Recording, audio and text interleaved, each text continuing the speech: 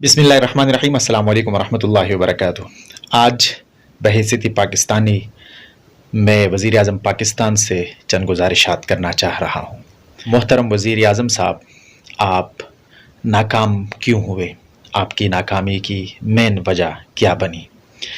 اول تو یہ کہ توقعات کے برعکس اور حقائق کے برعکس آپ نے قوم سے وعدے کیے اور آپ نے قوم کا اعتماد جیتنے کے لیے حقائق کے برعکس وعدے کر کے ان وعدوں سے آپ مکر گئے۔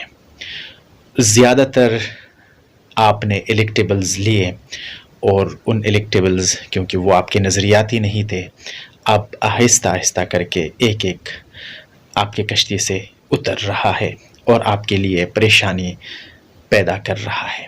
اور ایک اور بات، آپ نے مذہبی جماعتوں کو، مذہب کو آپ نے چھیڑنا شروع کر دیا، لوگ آپ سے متنفر ہونا شروع ہو گئے۔ آپ نے مہنگائی ختم کرنے کا، IMF کے پاس نہ جانے کا، کرپشن ختم کرنے کے جو وعدے کیے تھے وہ وعدے بھی آپ نے پورے نہیں کیے۔